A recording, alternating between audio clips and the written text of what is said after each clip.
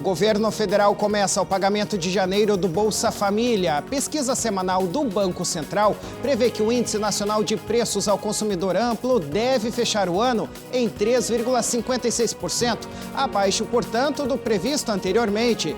O janeiro das contas, além das faturas já tradicionais, é hora de pagar o IPVA, a rematrícula e o material escolar das crianças. E já que o assunto são as contas, conheça hoje um homem que faz as equações tão rápido quanto uma calculadora. E ele ganhou até um apelido por isso. Do Vaticano, uma mostra de arte contemporânea mostra maravilhas da coleção papal. E você confere na edição de hoje também a nova diretoria-geral da AFIP, formada por missionários redentoristas e membros da Arquidiocese de Goiânia. O JBN de hoje está no ar.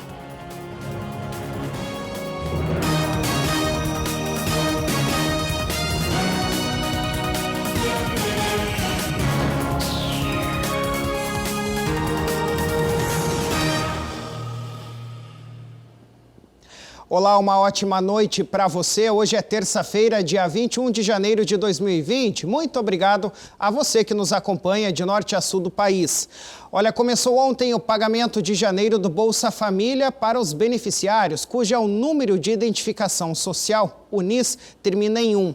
O número vem impresso no cartão do programa. Quem tem cartão com final 2 pôde começar a sacar o benefício hoje, o segundo dia, portanto, de pagamento. O calendário segue assim por diante até o dia 31 deste mês. Em fevereiro, os primeiros pagamentos serão feitos no dia 12 e seguem até o dia 28. De acordo com o Ministério da Cidadania, serão repassados 2,5 bilhões de reais para mais de 13 milhões de famílias em todo o país. O valor médio do benefício é de R$ 191. Criado em 2003 como programa de distribuição de renda, o Bolsa Família atende a famílias em situação de extrema pobreza com renda mensal de até R$ 85 por pessoa e de pobreza com renda mensal entre R$ 85,01 até R$ 170. No caso das famílias pobres, têm acesso ao benefício aquelas com gestantes, crianças e adolescentes entre 0 e 17 anos. Os beneficiários recebem o dinheiro mensalmente, em contrapartida, cumprem compromissos nas áreas de saúde e educação. Para fazer parte do programa, o responsável pela família deve procurar um centro de referência de assistência social, o CRAS, ou um posto de atendimento do Bolsa Família no seu município. É necessário levar os documentos de identificação pessoal, como a carteira de identidade ou a carteira de motorista e certidão de nascimento de todas as pessoas que vivem na residência. Olha, a última pesquisa semanal do Boletim Focus, realizada pelo Banco Central, que traz as projeções de instituições para os principais indicadores econômicos do país, prevê que o IPCA, o Índice Nacional de Preços ao Consumidor Amplo, que mede aí a inflação do país, deve fechar o ano em 3,56%, abaixo, portanto, dos 3,58% do boletim anterior. Para 2021, a estimativa da inflação se mantém em 3,75%. A previsão para os anos seguintes também não teve alterações. Já para 2020, está abaixo do centro da meta de inflação que deve ser perseguida pelo Banco Central. A meta definida pelo Conselho Monetário Internacional é de 4% este ano, com intervalo de tolerância de 1,5 ponto percentual para cima ou para baixo. Uma das maneiras que o Banco Central tem para alcançar a meta de inflação é a taxa básica de juros, a Selic, atualmente definida em 4,5% ao ano pelo Comitê de Política Monetária, o Copom. De acordo com as instituições financeiras, a Selic deve se manter em 4,5% ao ano até o fim de 2020. A manutenção da Selic, como prevê o mercado financeiro, indica que o Copom considera as alterações anteriores suficientes para chegar à meta de inflação. Para o ano que vem, a expectativa é que a taxa básica suba para 6,25%. Para 2022 e 2023, as instituições estimam que a Selic termine os períodos em 6,5% ao ano. Quando o Copom aumenta a taxa básica de juros, o objetivo é conter a demanda aquecida e isso causa reflexos nos preços, já que os juros mais altos encarecem o crédito e estimulam a poupança. Quando o Copom reduz a Selic, a tendência é que o crédito fique mais barato barato com incentivo à produção e ao consumo, reduzindo o controle da inflação e estimulando a atividade econômica. A projeção para a expansão do Produto Interno Bruto, o PIB, que é a soma de todos os bens e serviços produzidos no Brasil, variou de 2,30% para 2,31%, isso para 2020. Já as estimativas das instituições financeiras para os anos seguintes, 2021, 2022 e 2023, continuam em 2,50%. A previsão do mercado financeiro para a cotação do dólar está em R$ 4,05 para o fim deste ano e R$ 4,00 para 2021. Olha, Paraisópolis é a segunda maior favela da capital paulista e a ocupação aí, com mais de 100 mil habitantes, fica bem ao lado do Morumbi, uma das áreas mais ricas da cidade. Mas a prosperidade do bairro vizinho não chega com facilidade à favela, viu? Na tentativa de gerar novas oportunidades para os moradores de Paraisópolis, o Sebrae está oferecendo ajuda com palestras e microcrédito a quem quer montar aí o próprio negócio e, portanto, melhorar de vida. Seu Manuel mora e trabalha como pedreiro autônomo na comunidade de Paraisópolis, em São Paulo. Hoje ele veio à ação do Sebrae para saber como tirar o registro de microempreendedor individual e também para conseguir microcrédito. Comprar alguma coisa, né? Uma ferramenta, assim, investir em algum material, essas coisas aí. Todo mundo que vai empreender precisa de uma capacitação empreendedora, estudar um pouquinho, ter disciplina e todo mundo precisa de algum dinheiro para começar. O Empreenda Rápido é um programa muito forte do Sebrae, do governo do Estado de São Paulo, que traz financiamento a juros muito baixos. A linha de crédito oferece até R$50 mil com juros de 0,35% ao mês. A Meirielle precisa de R$12 mil para o negócio de lavanderia que toca com outras 6 mulheres. Com o dinheiro, querem comprar uma máquina de passar. É uma máquina de sucção, ela tem um valor muito alto, perto das nossas possibilidades. O microcrédito iria funcionar bastante. Quem decide ter um negócio próprio aqui encontra vários obstáculos além da falta de recursos, como a dificuldade de se formalizar. Uma pessoa no Brasil, para poder abrir uma empresa, já é muito burocrático e demorado. Imagina uma pessoa numa favela que não tem IPTU, que sofre com problemas de regularização, então é muito mais difícil. Então ele acaba vivendo na informalidade, não por um desejo próprio, porque o fato dele estar na informalidade inibe ele uma série de acessos, seja aos bancos ou serviços do governo. Apesar dos entraves, há vários bons exemplos para se espelhar. É o caso do seu Manuel Cícero. Ele começou o negócio com R$1.000 no bolso e hoje tem 4 lojas de material de construção em Paraisópolis. A prosperidade de Manuel vira emprego. 32 pessoas diariamente, né? De janeiro a janeiro. E pretendo aumentar o número de gente esse ano, se a coisa dá uma melhoradazinha aí, eu quero abrir mais uma fábrica de esquadrilha de alumínio, né? Para que possa dar mais emprego e gerar mais renda também, porque é isso que nós precisamos aqui na comunidade. Muito bem, nós vamos fazer o intervalo agora e já vamos falar das contas de janeiro, como o IPVA e os materiais escolares das crianças. Nós já voltamos, não saia daí.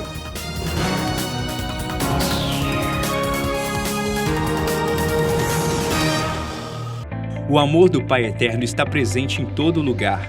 E a missão da AFIP é levar esta mensagem adiante. E tudo isso só é possível graças à nossa união. Reze conosco, ajude a fazer o bem. Faça parte desta família de amor.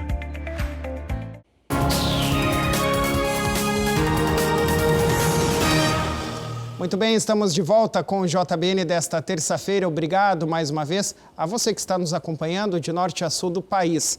Olha, janeiro para muita gente é tempo de reeducação financeira, né? Isso se deve aí às contas como o IPVA, a matrícula e os materiais escolares das crianças. Por isso, nós procuramos um especialista que dá dicas de como se sair bem na hora de pagar todas essas dívidas.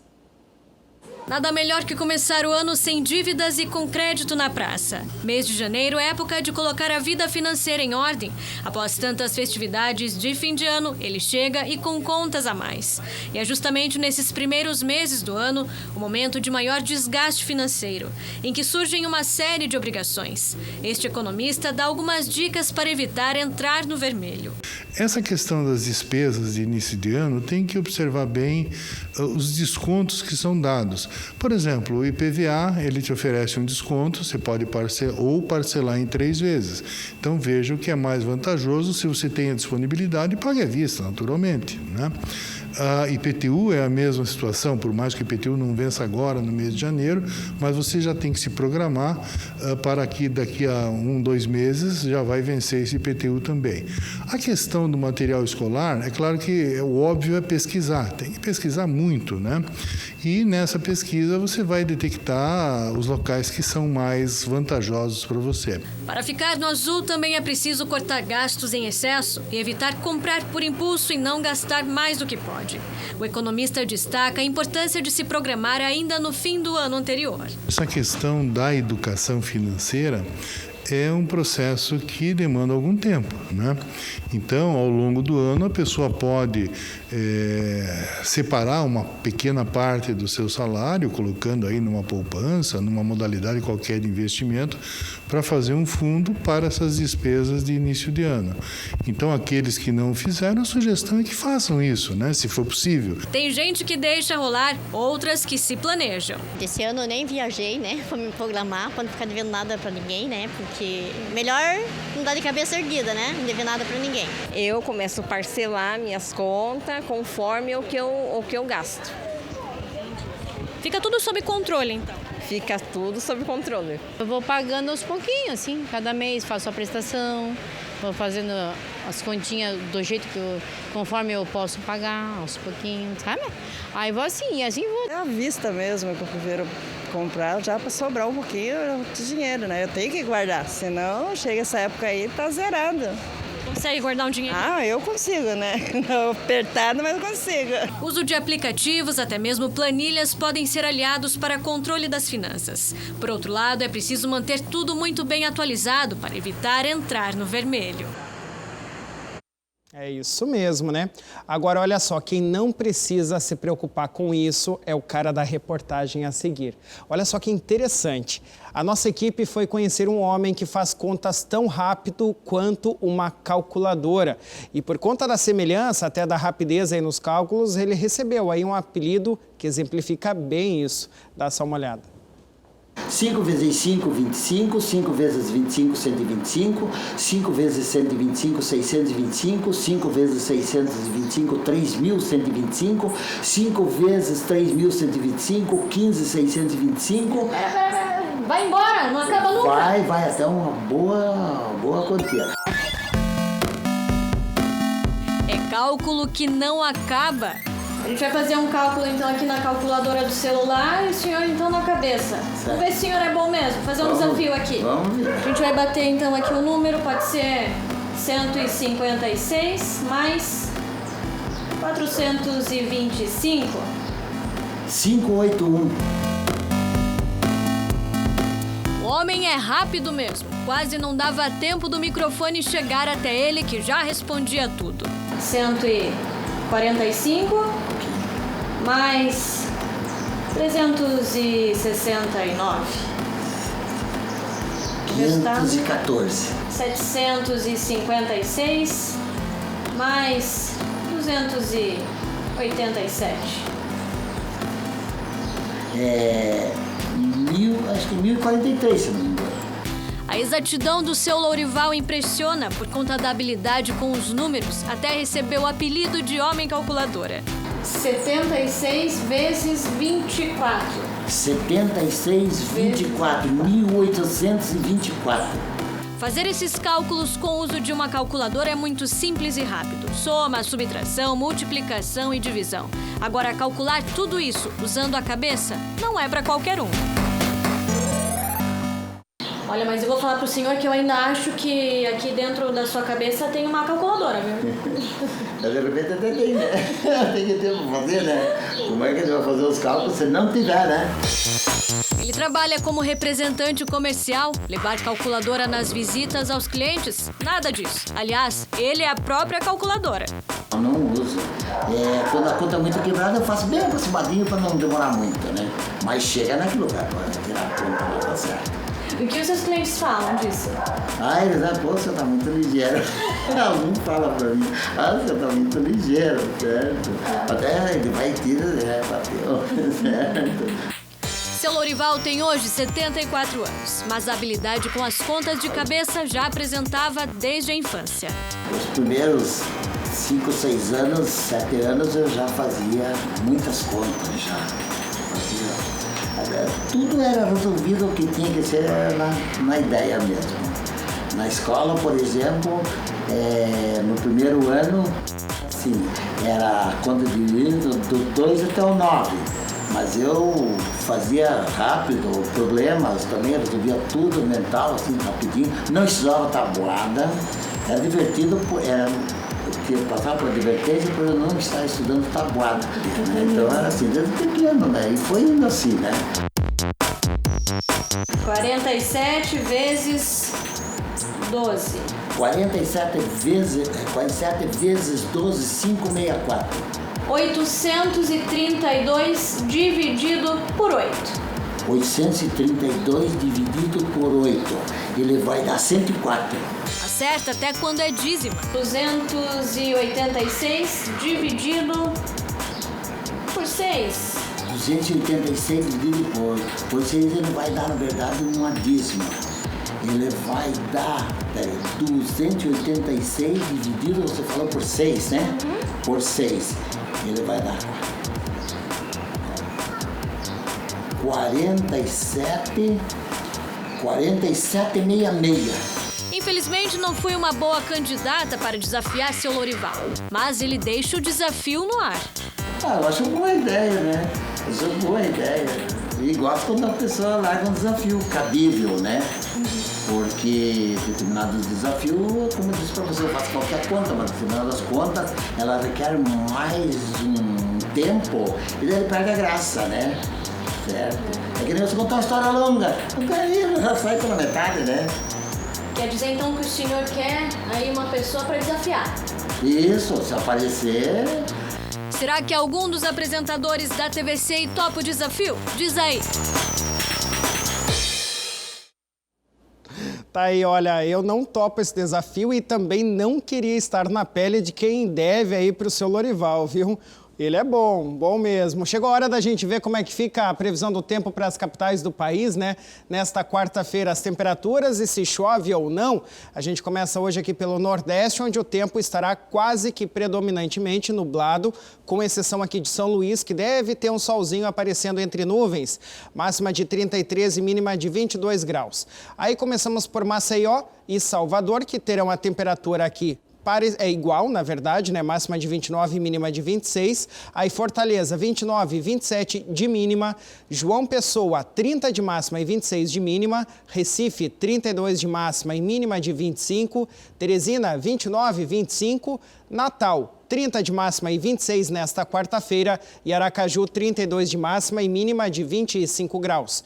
No norte, a previsão também é de tempo fechado, inclusive com duas capitais com previsão de pancadas de chuva, São Porto Velho e Palmas.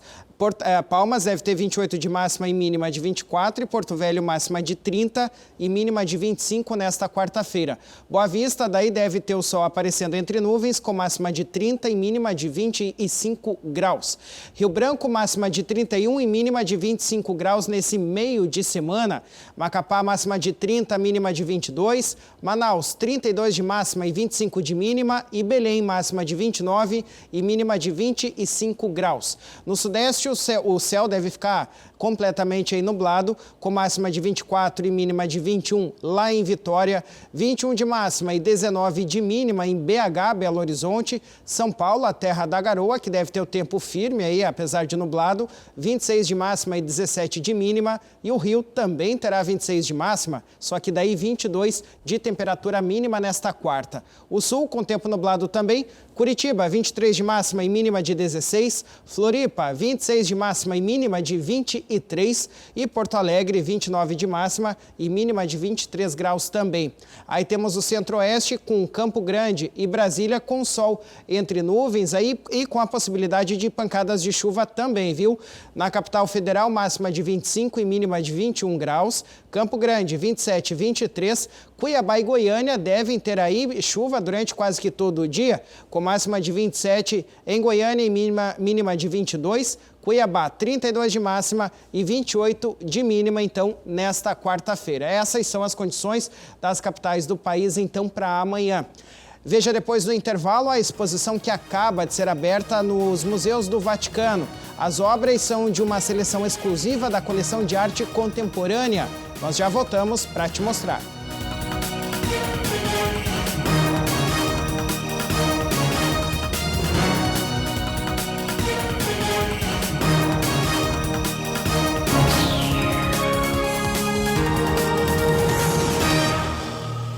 O amor do Pai Eterno está presente em todo lugar, e a missão da AFIP é levar esta mensagem adiante. E tudo isso só é possível graças à nossa união. Reze conosco, ajude a fazer o bem. Faça parte desta família de amor.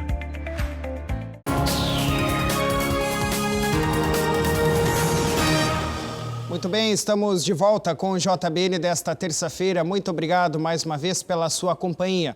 Olha, os museus do Vaticano estão exibindo uma seleção exclusiva da sua coleção de arte contemporânea. A exposição mostra maravilhas que são preservadas no local. A mostra é uma coleção de impressões que geralmente só têm acesso especialistas de arte. Francesca Bocetti, curadora de arte, disse que os artistas que criaram as peças incorporaram a ideia de uma matriz que pode ser a madeira, o metal ou a pedra, e que trabalharam nos detalhes, que as imagens em gráficos requerem muita técnica e paciência. Após um longo processo de inspiração do artista, a última fase é a impressão do seu trabalho em uma folha de papel, de modo que o resultado final é uma peça única. Além de mostrar isso, a exposição apresenta 150 gravuras de artistas da estatura de Salvador Dalí, Max Herrmann, Giacomo Mazzu e também inclui modelos que deram forma a grandes esculturas como de A Ressurreição de Pericles Fazzini, que está localizada na sala de aula Pablo VI. Para a curadora, a coleção tem um nascimento espontâneo, no sentido de que não nasceu pelo desejo de um colecionador. Segundo ela, as obras são o resultado de doações feitas por artistas a Pablo VI, que os convidou a se aproximar da igreja. Foi assim que uma década sucessiva entrou em cena, de acordo com ela. A exposição A Impressão do Espaço apresenta parte desta fantástica coleção de arte contemporânea dos museus do Vaticano e que pode ser visitada até o dia 29 de fevereiro. Tá aí, lindas obras, né?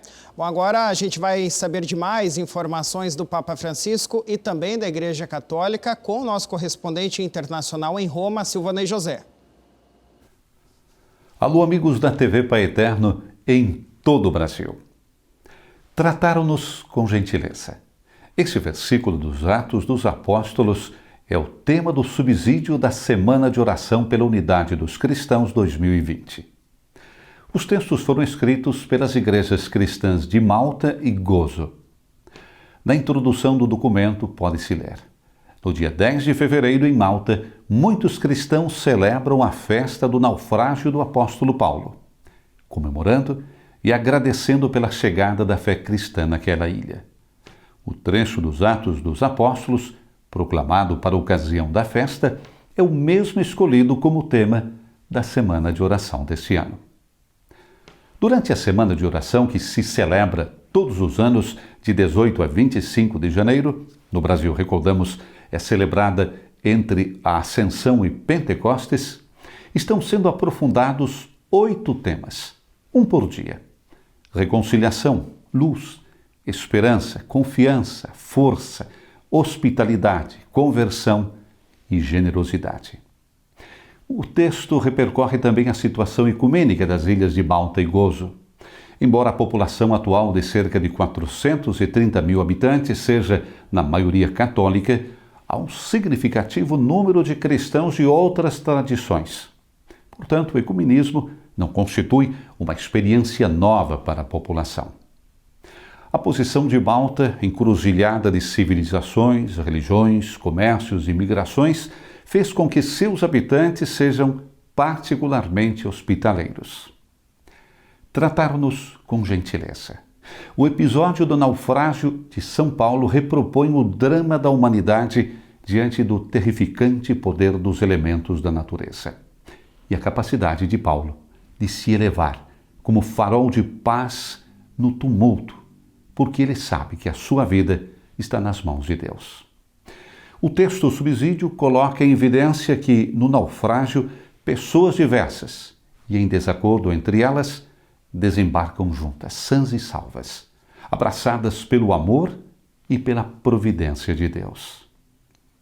Segundo o texto, a analogia com a atualidade é evidente.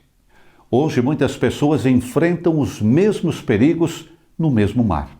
Os mesmos lugares citados nas Escrituras caracterizam as histórias dos migrantes de hoje.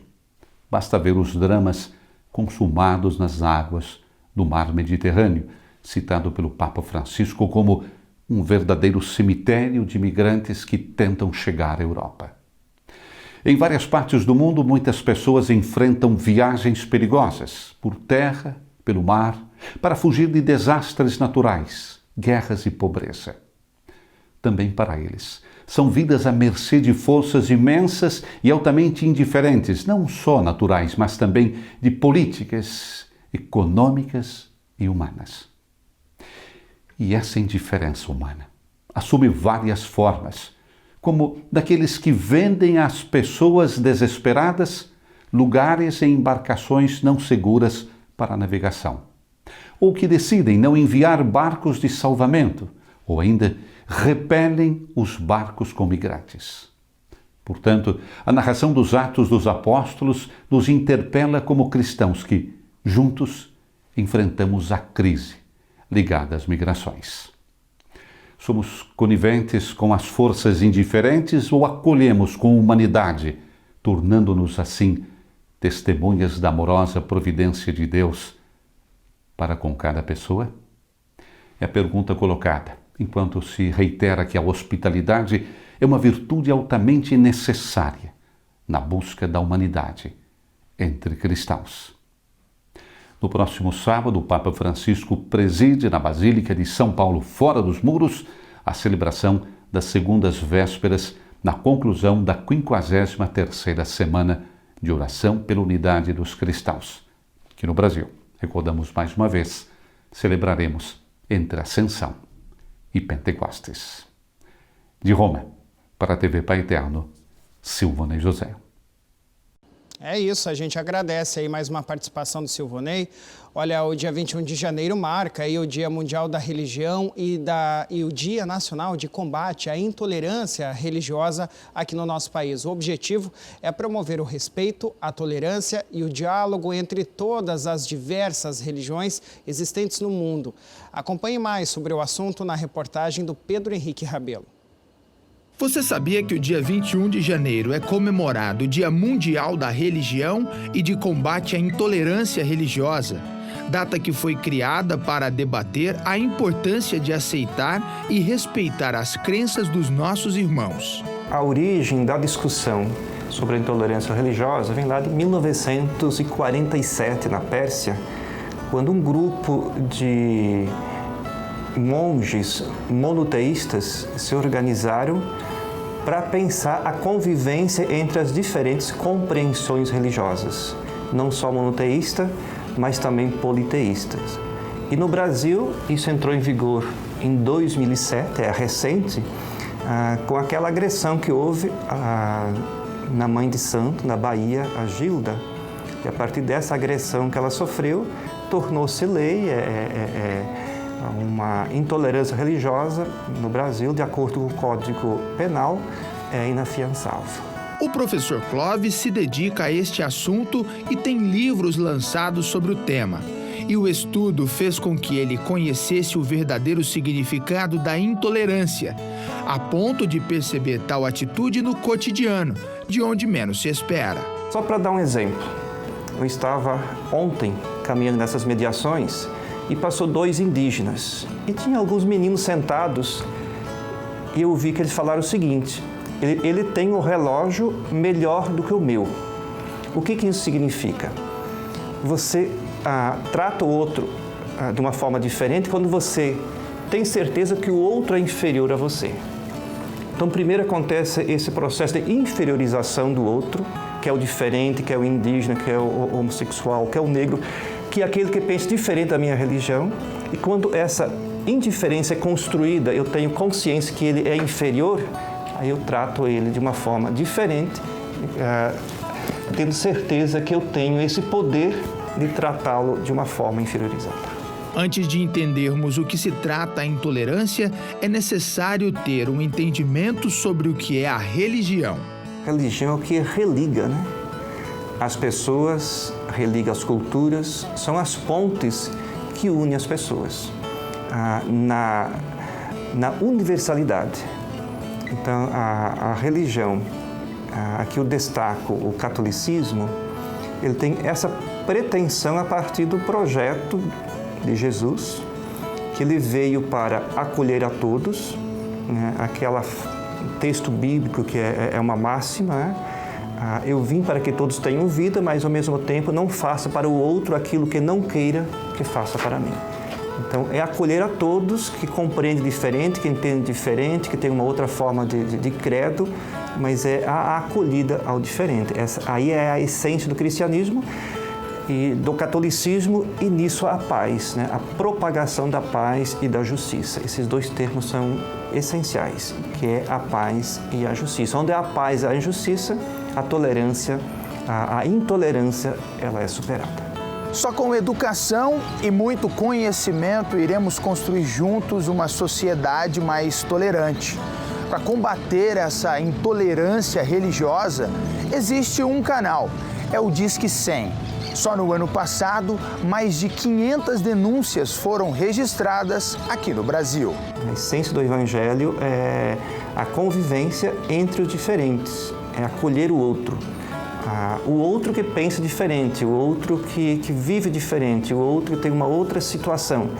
Eu não quero que o outro seja igual a mim, mas eu tenho que respeitá-lo, mesmo ele tendo outra compreensão. Isso é a essência da convivência, que é a máxima da humanidade. Pode não fazer parte da nossa realidade, mas no Brasil ainda existem pessoas que julgam o próximo por conta da sua religião. E o dia de hoje tem a intenção de nos lembrar de não fecharmos os olhos para essa atitude que não condiz com o caminho que o Pai Eterno nos ensinou. Caminhamos muito, mas você tem muito que se fazer ainda. Há muitas situações de intolerância, é uma área que eu trabalho, uma área que eu pesquiso, e o grupo que sofre a maior intolerância são os africanos, a religião africana. Há uma rejeição muito grande e muitas agressões em vários lugares do Brasil, inclusive em Goiânia. Então, por mais que a lei proteja, que é um crime inafiançável, mas essa reação de entender que o outro é inferior, que essa religião ela é inferior, ela pode ser agredida, está muito presente aí no comportamento das pessoas. É isso, né, pessoal? O Papa Francisco trabalha muito nessa questão da interreligiosidade, ou seja, tem que haver o respeito acima de tudo, né, entre as religiões. Eu posso não ter a mesma que você que está do outro lado, mas eu tenho que te respeitar, respeitar o seu espaço, respeitar a sua crença. Só desta forma é que a gente vai construir um mundo cada vez melhor. Olha, a FIP conta agora com uma nova diretoria-geral, viu? Formada aí por missionários redentoristas e membros da Arquidiocese de Goiânia. Juntos, eles seguem aí com a missão de levar o amor do Pai Eterno a cada vez mais devotos.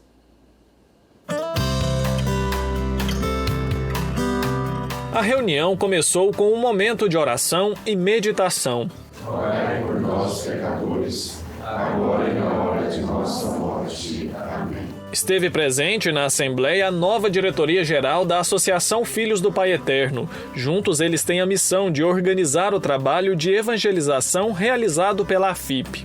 Isso é muito bom para a AFIP, porque cada vez mais a gente vê que nosso trabalho, essa obra tão bonita, necessita de orientações, necessita de uma gestão ainda mais coletiva, colegiada. E o Dom Washington, ele tem sido sempre um pai muito grande na minha vida, como padre, tem sido um pai no meu sacerdócio, tem sido um homem de Deus nesse trabalho de evangelização. E quando ele sugeriu que pudéssemos refazer a estrutura da AFIP, colocando membros efetivos da Arquidiocese da Congregação, eu entendi que isso aí seria uma coisa muito boa, um sinal de Deus no trabalho que eu tenho realizado e que muitas vezes é sozinho, que muitas vezes não é tão colegiado com os outros. Padre Robson de Oliveira fez uma breve apresentação sobre a história da AFIP, fundada em 2004. A reestruturação na diretoria-geral da AFIP marca o início de uma nova fase nos trabalhos de evangelização desenvolvidos pela instituição.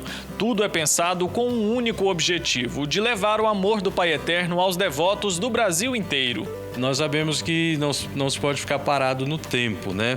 E os meios de comunicação cada vez mais evoluem. E nós trabalhando nesse sentido para que possamos aproveitar desses meios de comunicação para a evangelização chegar de forma mais eficaz às pessoas. E a Associação Filhos do Pai Eterno tem como meta chegar ao mais longe possível com esse trabalho evangelizador. Durante o encontro, cada gestor da associação falou sobre o departamento correspondente. Os trabalhos foram apresentados incluindo projetos estruturais e tecnologias. Segundo o bispo auxiliar Dom Levi Bonato, a atuação desenvolvida pela AFIP é fundamental para a Arquidiocese de Goiânia. Então, todo esse plano de esclarecimento, essa transparência que nós estamos tendo nas apresentações aqui do que realmente a AFIP faz, o que ela se propõe a fazer, o que ela já fez e também toda a atuação que está tendo agora a TV Pai Eterno, todos esses esclarecimentos para nós é muito importante para dar, digamos assim, a exata dimensão do que realmente a AFIP faz e o que ela pode fazer ainda mais daqui para frente. A devoção ao Pai Eterno hoje já alcança o Brasil todo e a gente espera que essa devoção, que essa evangelização seja cada vez mais capilar, cada vez mais penetrante dentro do povo brasileiro. Entre os conselheiros estava o arcebispo metropolitano de Goiânia, Dom Washington Cruz, e o superior provincial dos Redentoristas de Goiás, Padre André Ricardo Melo. A gente espera que se continue, que dê um novo fôlego para a AFIP, um novo ânimo para a AFIP, e continue seus trabalhos de evangelização à frente da TV Pai Eterno, na construção do novo Santuário de Trindade e nos mais diversos meios e formas com que a Associação Filhos do Pai Eterno tem de desenvolver a ação evangelizadora da Igreja. Entender a grandiosidade desta obra é também ter consciência do potencial evangelizador da AFIP. A associação surgiu do sonho do Padre Robson de promover a vivência da fé e propagar a devoção ao Divino Pai Eterno a todos os cantos do país e do mundo. Eu espero muito que essa nova diretoria da AFIP, que esse grupo gestor da associação atualmente, nós possamos trabalhar fazendo com que essa obra cresça ainda mais para a honra, glória e louvor do Divino Pai Eterno. Essa é a única intenção da AFIP existir.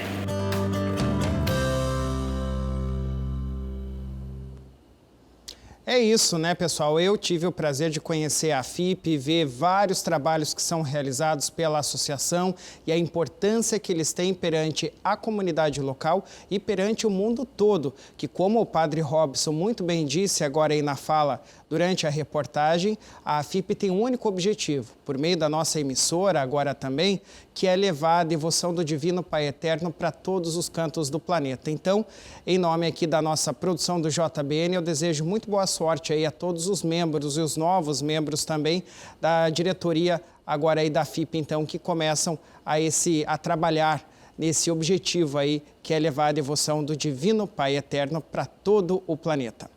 Muito bem, essas foram as informações de hoje aqui do JBN. Muito obrigado a você que nos acompanhou aí durante todo o nosso jornal. Você fica agora com a transmissão da missa, direto do Santuário Basílica. E a gente volta a se encontrar amanhã, viu? Às 6h45 da noite. Um bom descanso para você e até lá.